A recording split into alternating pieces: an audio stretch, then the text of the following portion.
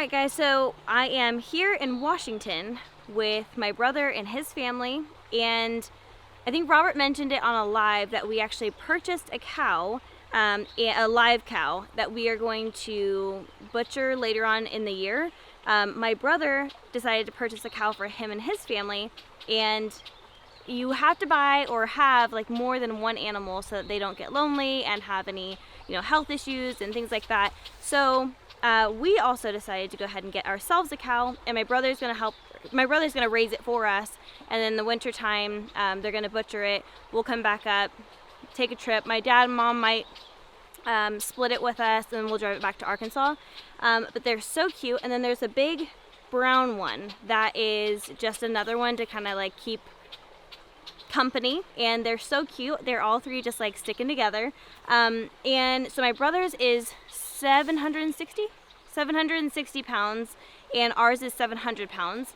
It is June right now, and they're going to be grass fed until about 45 days out, and then at 45 days they're going to go ahead and grain feed them, and then in December we're going to do the butchering process. And it sounds like my brother and brother-in-law might do it themselves, so we'll see how that goes. May or may not. We'll see how they all feel when it comes time. But done plenty of animals in the past. Haven't done a heifer before, but it could be a really fun experience for them.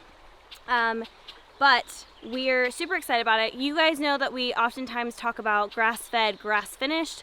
That's what Robert and I will do when we have our own animals at our house later on, like maybe next year or the year after. But it takes a little bit longer to grass finish them, and I didn't really want our cow here by itself after theirs was butchered, so we're just going to do the grass-fed, grain finished. There's nothing wrong with that. It's just a different preference. But it was really cool to be up here and like actually see her.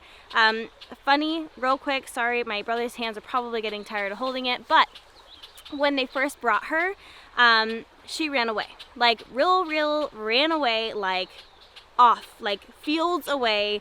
And they couldn't find her for like 5 or 6 days. Finally got her back. We think it was just kind of like a spook. She went from a very comfortable setting to a new place, had to be driven here, which is why they kind of brought that brown cow out here. So it was kind of a funny experience. You just kind of think a cow is off wandering around somewhere, but she's here. They're all here. They're all happy. This is a really great property for them to be on. They can eat all the grass that they want. Got plenty of water, plenty of sunshine, plenty of shade. It's wonderful. I'm so excited about it. So excited to enjoy having some really good meat from a great source, knowing that it was well taken care of its entire life. But I just wanted to share that with you guys and kind of share a little bit of kind of what we're doing for our meat for this next year. So we're gonna have a cow. Robert's gonna go hunting. We're gonna get lamb from his parents, and we'll be all set for a year or so. So yeah, that was our update on, we gotta tell you, her name is Thelma, and the other one, my brother's, is Betty, and it's pretty cute. I just love the little old names, but anyways, that's it. That's all. We'll talk to you guys later. Sure, we'll share later on with you guys if we hear any more news, or when we get the meat later on, we can kind of tell you guys all what we got from her. So anyways, we'll talk to you guys later.